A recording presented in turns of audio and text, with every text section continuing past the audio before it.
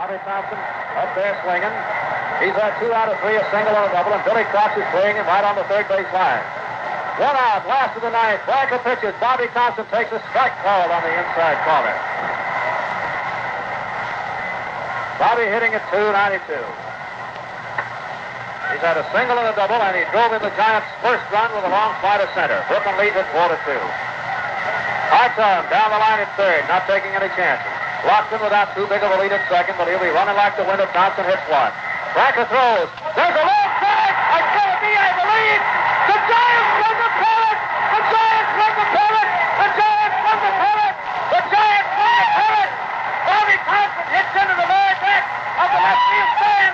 The Giants win the pennant, and they're going crazy. They're going crazy.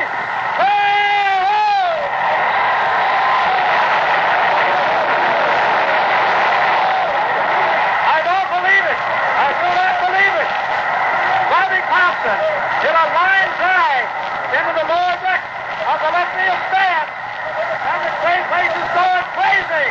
The Giants, Paul Sturm has got a winner.